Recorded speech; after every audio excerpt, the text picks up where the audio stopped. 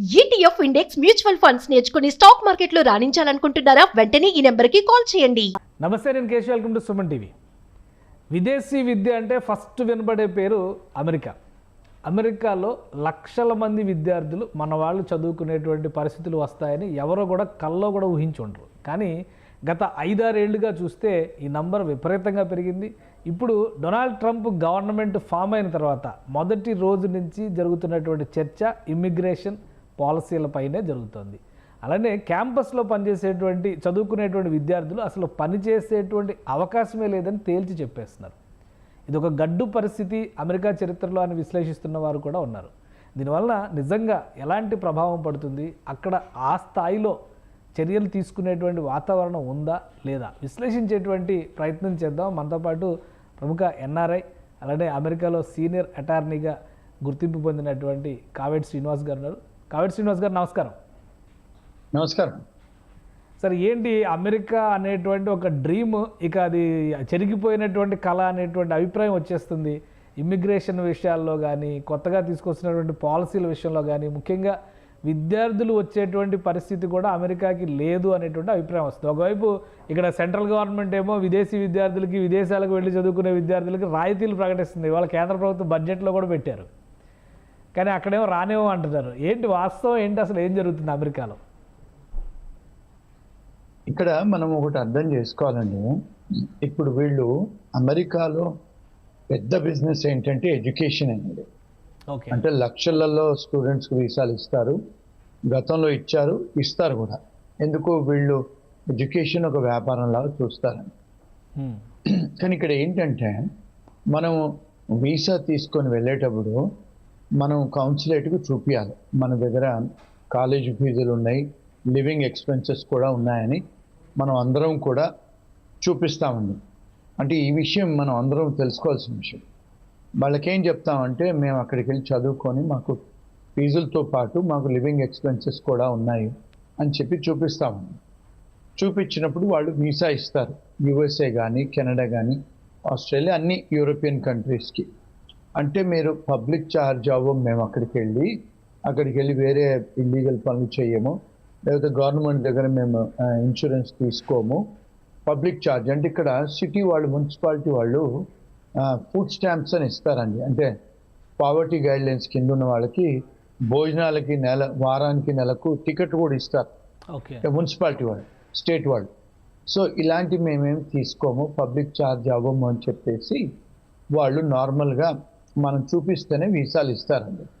So ఇప్పుడు మనం అక్కడ చూపించిన మరి బ్యాంక్ స్టేట్మెంట్లు ఇక్కడికి వచ్చిన తర్వాత ఒక సెమిస్టర్ ఫీజు కట్టి మేము మా దగ్గర డబ్బులు లేవు, మేము ఉద్యోగాలకు వెళ్తామంటే ఉద్యోగం చేసుకోమంటారు. ఏమంటారంటే క్యాంపస్లోనే జాబులు చేసుకోవాలి, క్యాంపస్ బయట చేసుకోకూడదు. అది యుఎస్లో అండి. ఒకవేళ యూకేలో, కెనడా, న్యూజిలాండ్ ఆ కంట్రీ లా చూస్తే మీరు 20 గంటలు అవుట్ సైడ్ ద క్యాంపస్ చేసుకోవచ్చు. అంటే that is the law of the land. కానీ ఇక్కడికి వచ్చే వరకు వాళ్ళు ఏం చేశారు, కాలేజీలలోనే పనిచేయండి అని చెప్పి లా పాస్ చేశారు. ఇక్కడికి వచ్చిన తర్వాత మన స్టూడెంట్స్ ఏమవుతున్నాయంటే ఇక్కడికి వచ్చిన తర్వాత వాళ్ళు క్యాంపస్లలో ఉద్యోగాలు లేవు ఫస్ట్ ఆఫ్ ఆల్. రెండో విషయం, మన పేరెంట్స్, మన వాళ్ళు, ఇండియాలో ఉన్న వాళ్ళు అర్థం చేసుకోవాల్సింది ఏంటంటే కోవిడ్ తర్వాత, కోవిడ్ కంటే ముందు ఎలా ఉండేదంటే అండి లా 20 hours మీరు క్లాస్ రూమ్కి వెళ్ళాలి ఫిజికల్గా. కోవిడ్ టైంలో ఏమొచ్చిందంటే పాలసీ, మీరు కొన్ని గంటలు క్లాస్ రూమ్లో ఉండండి, కొన్ని గంటలు ఇంట్లో నుంచి ఆన్లైన్లో చదువుకోండి అని లా తెచ్చారు. అంటే కోవిడ్ టైంలో పూర్తిగా కాలేజీలో క్లోజ్ చేశారు కనుక వాళ్ళు మీరు ఆన్లైన్లో చదువుకోండి అని కోవిడ్ టైంలో చెప్పారు. దాని తర్వాత కొన్ని వెసులుబాటు చేసి ఇమిగ్రేషన్ లాలో ఏమన్నారంటే చాలా యూనివర్సిటీస్కి సరే మీరు క్లాసులు ఆన్లైన్లో కండక్ట్ చేసుకోండి, వారానికి ఒకసారి 2 సార్లు స్టూడెంట్స్ వచ్చి క్లాసులో అటెండ్ అయ్యి అసైన్మెంట్లు తీసుకొని అసైన్మెంట్లు చెయ్యాలని ఆ లా తీసుకొచ్చారండి. అంటే ఇంతకుముందు 20 hours క్లాస్ రూమ్లో ఉండేది కూడా తీసేసి మీరు ఇంట్లో నుంచో చదువుకోండి అని పెట్టారు. పెడితే ఏమైంది, ఇక్కడ అన్ని కాలేజీలో ఇక్కడ ఒకటి అర్థం చేసుకోవాల్సింది ఏంటంటే అండి, ఇక్కడ గవర్నమెంట్ మన దగ్గర ఎట్లయితే యూనివర్సిటీస్ ఉంటాయో, ఆంధ్ర యూనివర్సిటీ, నాగార్జున, ఉస్మాన్, ఇవి స్టేట్ యూనివర్సిటీస్ మనకు. అమెరికాలో కూడా స్టేట్ యూనివర్సిటీస్ ఉంటాయండి. అమెరికాలో స్టేట్ యూనివర్సిటీస్ ఉంటాయి, మున్సిపాలిటీ వాళ్ళు కూడా కాలేజీలు నడిపిస్తారు, ప్రైవేట్ యూనివర్సిటీస్ కూడా ఉంటాయండి. ఓకే. ఇప్పుడు మన దగ్గర కూడా ప్రైవేట్ యూనివర్సిటీ యాక్ట్ వచ్చేసింది కదండి, చాలా ప్రైవేట్ యూనివర్సిటీస్ ఇండియాలో కూడా వచ్చేసాయి. అదే విధంగా వీళ్ళు ప్రైవేట్ యూనివర్సిటీస్ కూడా ఇప్పుడు సెయింట్ జాన్స్ అనేది ఒక సంస్థ, క్యాథలిక్ సంస్థ, వాళ్ళకు యూనివర్సిటీస్ ఉంటాయి, హాస్పిటల్స్ ఉంటాయి. అలాగే ప్రైవేట్ ఇన్వెస్టర్స్ కూడా ఇక్కడ కూడా యూనివర్సిటీస్ పెట్టారు. సో యూనివర్సిటీస్ పెట్టి వాళ్ళందరికీ కూడా ఇమిగ్రేషన్ వాళ్ళు పర్మిషన్ ఇచ్చారు, మీరు స్టూడెంట్స్ని తీసుకొని రావచ్చు అని. మరి ఇప్పుడు ప్రైవేట్ యూనివర్సిటీస్ బోల్డ్ అని వచ్చాయి, వాళ్ళందరూ సర్వైవ్ కావాలి కదా. సరే ఇప్పుడు అందరూ ఆన్లైన్లో క్లాసులు చదువుకోండి అని చెప్పారు. సో వీళ్ళు ఇప్పుడు ఫర్ ఎగ్జాంపుల్ న్యూయార్క్లో కాలేజ్ ఉంటే స్టూడెంట్ ఎక్కడో కాలిఫోర్నియాలో ఉంటారు. మరి మనం హైదరాబాద్లో కాలేజ్ ఉంటే మనం కాశ్మీర్లో ఉండి చదువుకోవచ్చా? హైదరాబాద్లోనే ఉండాలి కదా. మరి మన వాళ్ళు ఉండరు అలాగా, ఎక్కడెక్కడో ఉండి గ్యాస్ స్టేషన్లలో రెస్టారెంట్లో పనిచేస్తుంటారు. సో ఇక్కడ అంటే ఇక్కడ లోకల్ అమెరికన్స్ వాళ్ళ భావం, వాళ్ళ ఫీలింగ్స్ ఏమొచ్చాయంటే, ఈ స్టూడెంట్స్ వచ్చారు, వచ్చి ఇక్కడ నార్మల్గా ప్రివేలింగ్ వేజ్ గంటకు $15,000 అండి. ఇప్పుడు మన దగ్గర కూడా ఇండియాలో కూడా prevailing wage act, minimum wage act అనేది మన దగ్గర ఉంది లేబర్ లాస్లో. వీళ్ళకు కూడా ప్రతి సంవత్సరం వాళ్ళు పెంచుతారు. ఈ సంవత్సరం లేబర్ డిపార్ట్మెంట్ ఏముంది, ఫెడరల్ లేబర్ అంటే $15 గంటకండి. సో వాళ్ళు ఎవరు పని చేసినా 15 ఇవ్వాలి. సో మన వాళ్ళు ఏం చేస్తున్నారు అంటే స్టూడెంట్స్ వచ్చి వాళ్ళు అనుకునేది ఈ రెస్టారెంట్లలో, గ్యాస్ స్టేషన్లలో వీళ్ళు కాలేజీలో చదువుకోవాల్సింది పోయి కాలేజీలలో జాబులు చేయాల్సింది పోయి బయట చేస్తున్నారు, ఈ ఉద్యోగాలు మాకు వచ్చే ఉద్యోగాలు పోతున్నాయి అనేది ఒక మూమెంట్, ఒక ఫీలింగ్ అనేది వచ్చింది, లోకల్ ఫీలింగ్.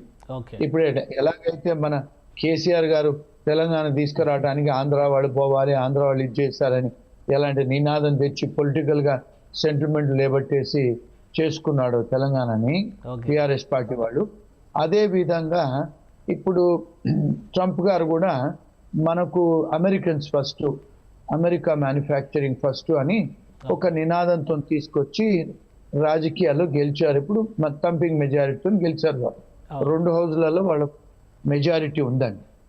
సో ఇప్పుడు మరి అమెరికన్స్ కోసం తెచ్చాడు కదా, మన అమెరికన్స్కు ముందు జాబులు రావాలి అని. సో దానివల్ల ఏం చేశాడంటే అదొక రీజన్. రెండోది ఏమైందంటే ట్రంప్ గారు మొదటిసారి ఉన్నప్పుడు తను కొన్ని మార్పులు చేశారు, కానీ తన టర్మ్ అయిపోయిన తర్వాత మళ్ళీ బైడెన్ గారు వచ్చిన తర్వాత ఈ గేట్లన్నీ ఓపెన్ చేశారండి. తను ఉన్నప్పుడు ఏం చేశారంటే ఇప్పుడు ఈ మెక్సికో నుంచి, సౌత్ అమెరికా నుంచి చాలామంది బార్డర్ క్రాస్ చేసి వస్తారు. వాళ్ళందరినీ కూడా తను ఉన్నప్పుడు అరెస్ట్ చేయించాడు. ఆ చిన్నపిల్లలతో వస్తే కూడా చిన్నపిల్లల్ని సపరేట్ చేసి, తల్లిదండ్రులను సపరేట్ చేసి చాలామంది తల్లిదండ్రులను ఆయన పంపించేశాడు, అంటే పిల్లల్ని ఇక్కడ నుంచి. సో అది చాలా పెద్ద క్రిటిసిజం అయింది. అంటే అది ఒక రకంగా ఇల్లీగల్ ఇమిగ్రేషన్ కిందకి వస్తుంది కాబట్టి మనకు ఆ ప్రాబ్లం ఉండకపోవచ్చు కదా. మన వాళ్ళు కూడా అట్లా ఇల్లీగల్గా వచ్చిన వాళ్ళు ఎవరైనా ఉంటారా? ఉన్నారండి. ఇప్పుడు ఇక్కడ ఏమైందంటే అండి, ఇప్పుడు చాలామంది స్టూడెంట్స్ కెనడాకు వెళ్ళారండి చదువుకోవడానికి వెళ్ళిన వాళ్ళు చదువుకోకుండా 8 లక్షల మంది ఇండియన్ స్టూడెంట్స్ అమెరికా బార్డర్ దాటి అమెరికాకు వచ్చేసారు. ఎట్లయితే మెక్సికన్స్ వచ్చారో మన వాళ్ళు కూడా కెనడా నుంచి బోర్డంత మంది స్టూడెంట్స్ అమెరికాకు వచ్చారు. అందులో పంజాబీ వాళ్ళు ఉన్నారు, గుజరాతీ వాళ్ళు ఉన్నారు, తెలుగు వాళ్ళు కూడా ఉన్నారు. సో మరి ఈ విషయం ఏ మీడియా వాళ్ళు కవర్ చేయరు. ఇక్కడ పేరెంట్స్ ఏం చేస్తారు, మన స్టూడెంట్స్ అన్ని అరెస్ట్ చేసి పంపించేస్తున్నారు. కానీ ఇంతవరకు మన స్టూడెంట్స్ని ఎక్కడికి వెళ్ళి వాళ్లకు హత్కడీలేసి కాళ్లకు బీడీలేసి వాళ్ళని మిలిటరీ విమానాల్లో పంపించిన దాఖలాలు ఇవ్వండి. కానీ మీడియాలో 8 లక్షల మంది బార్డర్ దాటేంత బలహీనంగా అమెరికన్ సెక్యూరిటీ సిస్టమ్ ఉందా? ఎందుకంటే ప్రపంచంలో బెస్ట్ అని చెప్పని అంటారు కదా. 8 లక్షల మంది ఇల్లీగల్గా వాళ్ళ కళ్ళు కప్పి ఆ దేశంలో చొరబడేటువంటి పరిస్థితులు ఉన్నాయా? కళ్ళు కప్పి రాలేదండి, వాళ్ళు బార్డర్స్ ఓపెన్ చేశారు. అంటే బైడెన్ గారు ఏం చేశారంటే బార్డర్ ఆయన హయాంలో ఓపెన్ చేశాడు. అక్కడే ఓపెన్ చేసి ఎంత ఓపెన్గా చేశాడంటే ఎవరైతే ఆ కంట్రీ లోపలికి బార్డర్ గార్డ్ లోపలికి వస్తారో వాళ్లకు భోజనాలు పెట్టారు, వాళ్లకు విమానాలు ఇచ్చి న్యూయార్క్ సిటీ లాంటి సిటీలకు పంపించారు, కాలిఫోర్నియా షికాగోలకు అన్ని శాంక్చురీ సిటీస్కు పంపించారు. పంపిస్తే ఇప్పుడు వాళ్ళకి ఇక్కడ న్యూయార్క్ లాంటి సిటీలలో, షికాగోలో, కాలిఫోర్నియాలో 5 స్టార్ హోటల్ అకామిడేషన్ ఇచ్చి పెట్టారండి వాళ్ళు. పెద్ద పెద్ద హోటళ్లలో వాళ్ళని పెట్టి వాళ్ళకు భోజనాలు ఇచ్చి, ఫుడ్ స్టాంప్స్ ఇచ్చి, లీగల్గా వాళ్ళకి ఏదైతే సలహాలు చేయాలో, వాళ్ళకు అసైలం అప్లికేషన్ పెట్టాలో అన్నీ చేశారు ఆయన బైడెన్ గారి అడ్మినిస్ట్రేషన్లో. అంటే ఓపెన్ బార్డర్ పాలసీ అని పెట్టారు. దానివల్ల ఇక్కడ ఏమైందంటే మన వాళ్ళు క్రిమినల్స్ కాదండి, కాకపోతే ఇప్పుడు ఈ సౌత్ అమెరికా నుంచి డ్రగ్ కార్టల్స్ ఉంటాయి. ఇప్పుడు కొలంబియా కానీ, వెనజువేలా కానీ, ఇక్కడ ఉన్న పక్క ఈక్వెడోర్ దేశాలలో చాలా మంది క్రిమినల్స్ అక్కడ క్రైమ్ జరిగితే వాళ్ళందరూ కాన్విక్ట్స్ ఏం చేశారు, బార్డర్ క్రాస్ చేసి ఇక్కడికి వచ్చారండి. వాళ్ళతో పాటు భార్య పిల్లలందరూ వచ్చి ఇప్పుడు ఇక్కడ లక్షల మంది వాళ్ళు ఉన్నారు ఇక్కడ. అంటే సౌత్ అమెరికన్స్, స్పానిష్ వాళ్ళ మీద వారెంట్స్ అయ్యి, కేసులు అయ్యి, ఇక్కడ డిప్యూటేషన్ ఆర్డర్ అయిన వాళ్ళు వీళ్ళని తీసుకుపోయి బయటపడేసేది లేదు. ఎప్పుడైతే ఒబామా గారు ఉన్నారో అప్పుడు చాలా మందిని డిపోర్ట్ చేశారు. ఈయనప్పుడు డిపోర్టేషన్ తగ్గిపోయింది. వాళ్ళందరినీ పట్టుకొని పంపిస్తున్నారు ఫస్ట్ తన పాలసీ. సో అంటే ఇక్కడ ఎక్కువగా మన వాళ్ళు ఆందోళన చెందుతుంది ఏంటంటే, ఇక మీదట అమెరికా రావాలన్న విద్యార్థులు ముఖ్యంగా, మిగతా వాళ్ళందరినీ పక్కన పెడితే మేజర్ ప్రాబ్లం ఏంటంటే, ఎడ్యుకేషన్ కోసం అమెరికా రావాలంటే ఇక అది చాలా కష్టమైనటువంటిది, అమెరికా వెళ్ళకపోవడమే బెటర్, అక్కడికి వెళ్తే చాలా కష్టాలు పడే పరిస్థితి ఉంది అనేటువంటి అభిప్రాయాలు వస్తున్నాయి. నిజంగా అటువంటి ప్రాబ్లమ్స్ ఉన్నాయా, లేదా ఇలా కేవలం ఇల్లీగల్గా వచ్చిన వాళ్ళు పడుతున్నటువంటి ఇబ్బందులే ఎక్కువ మీడియాలో ప్రొజెక్ట్ అవుతున్నాయా? ఇప్పుడు ఇక్కడ 2 prong టెస్ట్ అండి. ఇప్పుడు ఫస్ట్ అమెరికా రావాలనుకుంటే వాళ్ళు స్టూడెంట్ వీసాలు ఇస్తారు. కాకపోతే ట్రంప్ గారు వచ్చిన తర్వాత కొంత ఎన్ఫోర్స్మెంట్ బాగా గట్టిగా జరుగుతుంది. అంటే ఏంటి, ఇప్పుడు ఫర్ ఎగ్జాంపుల్ మనం దొంగ బ్యాంక్ సర్టిఫికేట్లు పట్టుకొని వెళ్తాము, దొంగ కాలేజ్ డిగ్రీలు పట్టుకొని వెళ్తాము, లేకపోతే మీ దగ్గర డబ్బు ఉండదు బ్యాంక్ అకౌంట్లో, మీరు ఇక్కడ యూఎస్కి వస్తారు, బార్డర్లో మిమ్మల్ని చెక్ చేస్తారు. కొన్నిసార్లు మన వాళ్ళు అక్కడ వీసా రాగానే ఇక్కడ ఫ్రెండ్స్ దగ్గర నాకు ఉద్యోగం చూడు బాబాయ్ అన్నయ్య అని చెప్పి టెక్స్ట్ మెసేజ్లు పెడతారు, ఈ ఫేస్బుక్లలోకి వెళ్ళి గెలుపుతారు. ఇవన్నీ కూడా మన ఫోన్లలో ఉంటాయండి. వాళ్ళు బార్డర్లో వచ్చినప్పుడు ఇవన్నీ చెక్ చేస్తున్నారు. అంటే H1 వీసా వాళ్ళనే కానీ, లేకపోతే స్టూడెంట్ వీసాలే కానీ, ఈవెన్ విజిటర్ వీసాలను కూడా చెక్ చేస్తున్నారు. ఎందుకు, తన బైడెన్ అడ్మినిస్ట్రేషన్లో టాప్ లెవెల్ ఎన్ఫోర్స్మెంట్ చెయ్యాలని తను ఎగ్జిక్యూటివ్ ఆర్డర్స్ సంతకాలు పెట్టారు. మరి రాజు ఏం చెప్తే ప్రజలు అదే చేయాలి కదండి. సో వాళ్ళు సీరియస్గా ఎన్ఫోర్స్ చేస్తున్నారు. ఆ ఎన్ఫోర్స్మెంట్లో ఎవరైతే ఇల్లీగల్గా వచ్చి ఇల్లీగల్ పనులు చేయాలో, లేకపోతే ఇక్కడికి వచ్చి కాలేజీ కాదు మేము ఉద్యోగం చేయడానికి వస్తాం అనుకున్న వాళ్ళకి డెఫినెట్గా ఇబ్బందులు ఎదుర్కొంటున్నారు. సో అది కాకుండా లీగల్గా వచ్చే వాళ్ళకు డెఫినెట్గా అమెరికాకు పెద్ద బిజినెస్ ఎడ్యుకేషనే కనుక ఎవరైతే నిజంగా చదువుకొని వాళ్ళు ఇక్కడ చదువుకొని సిపిటీలు ఓపీటీలు ఉద్యోగాలు చెయ్యాలి లీగల్గా అనుకున్న వాళ్ళకి ఇబ్బందులు ఉండవండి. అంటే మీరు you have to follow the law. ఒకటండి, ఇప్పుడు ఈ H1B వాళ్ళు కూడా కొంతమంది డిపోర్ట్ అవుతున్నారు. ఇది చాలా మందికి, మన పేరెంట్స్కు, మన ఫ్యామిలీకి, మీడియా వాళ్ళకు తెలియని విషయం ఏమిటి అంటే, ఇక్కడ 87% ఐటీ కంపెనీలు మన తెలుగు వాళ్ళు, మన ఇండియన్సే రన్ చేస్తారండి అమెరికా మొత్తంలో. ఇప్పుడు మీరు చూసుకుంటే గూగుల్ CEO ఇండియనే, మైక్రోసాఫ్ట్ CEO ఇండియనే. మరి వీళ్ళను మరి ఎందుకు చేస్తారండి? పెప్సీ ఇలాంటి పెద్ద పెద్ద కంపెనీస్కి CEOలు ఎందుకు చేస్తారు చెప్పండి ఇండియన్స్ని? అంటే మన మీద రెస్పెక్ట్ ఉండే కదా. ఇప్పుడు చూడండి, వైస్ ప్రెసిడెంట్ భార్య కూడా ఇండియనే. ఇప్పుడు మళ్ళీ FBI డైరెక్టర్గా కూడా ఇండియన్నే పెడతా అంటున్నాడు ఆయన, ఏది కీష్ పటేల్ని. మరి ఆయన ఇండియనే కదా, గుజరాతీ అతను. ఇప్పుడు తులసిని, ఆమెను వేరే ఒక గవర్నమెంట్ డిపార్ట్మెంట్కు కన్ఫర్మేషన్ అవుతుంది. మరి భారతదేశస్తులకు ఇంత ఇంపార్టెన్స్ ఇచ్చి ఆయనే మినిస్ట్రీలోనే ఆయన విసులుబాటు చేస్తే, ఇప్పుడు ఆయన రామన్ ఉన్నారు, ఆయన వాళ్ళందరికీ కూడా ఇంపార్టెంట్ పొజిషన్స్ ఇచ్చి మరి మనకు వాళ్ళకి ఇచ్చి ఇంత పెద్ద పెద్ద కంపెనీకు CEOలుగా చేస్తున్నారే తెల్లవాళ్ళని కాకుండా మన వాళ్ళని. మన వాళ్ళ మీద రెస్పెక్ట్, మన వాళ్ళ మీద క్యాలిబరు, మన నాలెడ్జ్ ఉందనే కదా చేస్తున్నారు. మరి ఈ 87% ఐటీ కంపెనీస్ నడిపించే వాళ్ళు మొత్తం ఒక్కొక్క ఐటీ ప్రోగ్రామరు 1.5 కోటి సంపాదిస్తున్నారు కదండి H1B వచ్చిన వాళ్ళు. మరి 87% మన వాళ్ళే ఉన్నారు ఈ దేశంలో. మరి ఒకవేళ మన మీద వాళ్ళు చూపించేదంటే ఉక్కుపాదము, మనకెందుకు ఆపర్చునిటీ ఇస్తారు చెప్పండి? డాక్టర్స్ ఉన్నారు, ఐటీ కంపెనీ ఓనర్స్ ఉన్నారు, అకౌంటింగ్ ఫర్మ్స్ వస్తున్నాయి, ఇప్పుడు ఈవెన్ నర్సెస్ కూడా వస్తున్నారు, మన వాళ్ళు ఈవెన్ హోటళ్లలో కూడా పనిచేసే వాళ్ళు జీవన్ మీద వస్తున్నారు, అందరూ వస్తున్నారు. రైట్ అంటే లీగల్ గా వచ్చి పని చేసుకునే వాళ్ళకు అంత బానే ఉంది. రైట్. కానీ ఎక్కడైతే కావేటి శ్రీనివాస్ గారు, మీరు ఏం సలహా ఇస్తారు ఇప్పుడు అమెరికా రావాలనుకుంటున్నటువంటి స్టూడెంట్స్కి, ప్లస్ అమెరికాలో ఉండి ఇబ్బంది పడుతున్నాం అనుకునేటువంటి వాళ్ళకి ఇచ్చేటువంటి సొల్యూషన్ కానీ, సలహా కానీ, పరిష్కార మార్గాలు కానీ ఏంటి? లీగల్ గా రావాలండి, చదువుకోవడానికి రావాలి, ఫీజులు కట్టడానికి పరిస్థితి ఉంచుకోవాలి, కాలేజీలలో జాబులు ఎత్తుక్కోవాలి. కొన్నిసార్లు ఇక్కడ ప్రొవిజన్ కూడా ఉందండి ఇమిగ్రేషన్ లాలో. వాళ్ళకు ఒకవేళ ఆర్థిక ఇబ్బందులు జరిగితే కాలేజ్తో డిస్కస్ చేసి ఈవెన్ వర్క్ పర్మిట్ కూడా అప్లికేషన్ పెట్టుకోవచ్చండి. ఆ ప్రొవిజన్ ఉంది. అంటే బయట ఉద్యోగాలు చేయటానికి ఆ ప్రొవిజన్ ఉంది. రెండోది ఏంటంటే ఈ H1B వచ్చే వాళ్ళు ఇల్లీగల్గా ఆ డాక్యుమెంట్స్, వర్క్ ఎక్స్పీరియన్స్ లెటర్లు ఇల్లీగల్గా రెజ్యూమేలు చేసుకోకుండా లీగల్గా వచ్చేటట్టయితే వాళ్ళకు బాగానే ఉందండి.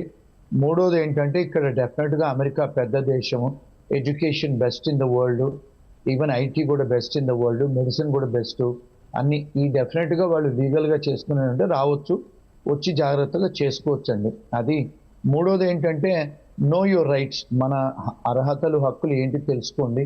రాకముందే ఆన్లైన్లో రీసెర్చ్ చేసుకొని రావాలండి. ఇక్కడికి వచ్చిన తర్వాత అయ్యో నాకు తెలియదు, I don't know the law అంటే ignorance of law is not excuse అండి. డెఫినెట్గా అవన్నీ జాగ్రత్తలు తీసుకొని వస్తే డెఫినెట్గా ఫ్యూచర్ ఉంది. ఎందుకంటే వీళ్ళు ఇప్పుడు ఎకానమీ కూడా పెరుగుతుంది మళ్ళా. కానీ వచ్చిన తర్వాత స్టాక్ మార్కెట్ పెరిగింది, ఇప్పుడు ఉద్యోగాలు కూడా వస్తున్నాయి. ఇప్పుడు చాలా మంది ఇల్లీగల్ వాళ్ళని తీసేస్తే లీగల్ వాళ్ళకు ఉద్యోగాలు ఉంటాయి కదండి. ఇప్పుడు చాలా మంది ఇల్లీగల్ వాళ్ళు వెళ్ళిపోతున్నారు కూడా. సో ఉద్యోగాలు డెఫినెట్గా ఉంటాయి, మంచి జాబులు ఉంటాయి, మంచి లీగల్గా జాబులు చేస్తే ఉంటాయి.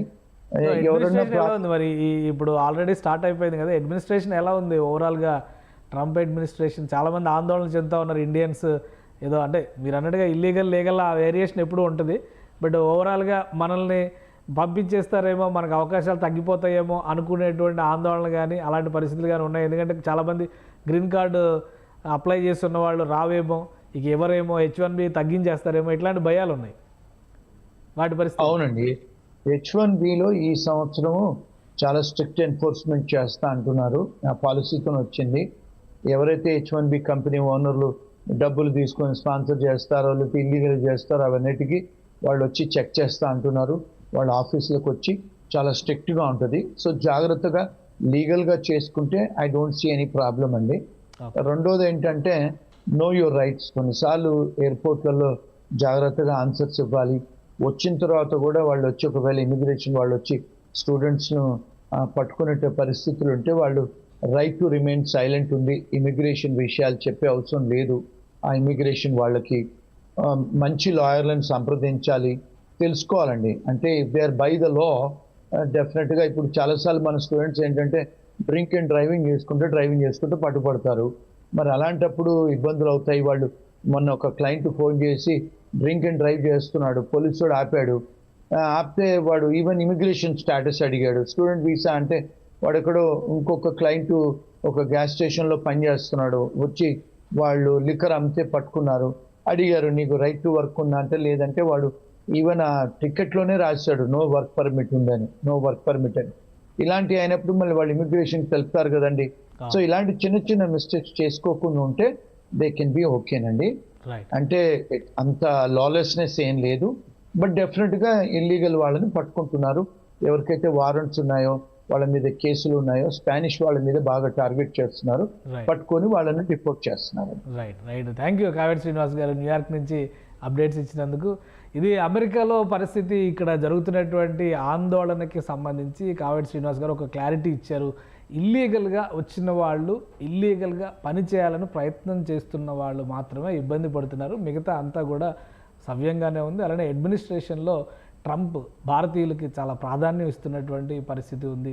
ప్రధానంగా గత బైడెన్ ప్రభుత్వం తీసుకున్నటువంటి నిర్ణయాలను సరిచేసేటువంటి క్రమంలోనే ఇమిగ్రేషన్ పాలసీల విషయంలో స్ట్రిక్ట్ ఎన్ఫోర్స్మెంట్ జరగబోతుంది. అలానే రాబోయే రోజుల్లో H1B వీసాలకు సంబంధించి కానీ, స్టూడెంట్ వీసాలకు సంబంధించి కానీ నియమ నిబంధనలు కఠినతరం చేస్తారు. అక్కడికి వెళ్లే ముందే నియమాలు, ల్యాండ్ లాస్ కూడా తెలుసుకుంటే ఎలాంటి సమస్యలు రావు, ఇగ్నోరెన్స్ అనేదాన్ని యాక్సెప్ట్ చేసేటువంటి పరిస్థితి ఉండదు అని హెచ్చరిస్తున్నారు. సో అమెరికాలో ఉన్నటువంటి తెలుగు వాళ్ళు అప్రమత్తంగా ఉండాలి, చట్టాల గురించి తెలుసుకోవాలి, అలానే వైలేషన్స్ విషయంలో జాగ్రత్త వహించాల్సినటువంటి అవసరం ఉంటుంది. ఇక అమెరికా వెళ్ళాలని ఆశించే వాళ్ళు ముఖ్యంగా ఫైనాన్షియల్ స్టేటస్ పైన ఫోకస్ పెట్టాలి. అక్కడికి వెళ్ళి ఏదో ఒక ఉద్యోగం చేసుకుందాం అనేటువంటి వాతావరణం ఉండకపోవచ్చు. క్యాంపస్లో దొరికేటువంటి జాబ్స్ మినహా మిగతా అవకాశాలు చాలా తక్కువగా ఉంటాయనే విషయాన్ని అర్థం చేసుకున్న తర్వాతే అమెరికా ప్రయాణానికి ప్రణాళిక వేసుకోవాల్సిన అవసరం ఉందని కావేటి శ్రీనివాస్ గారి మాటలను బట్టి అర్థమవుతుంది. ఇది స్పెషల్ డిస్కషన్. Keep watching.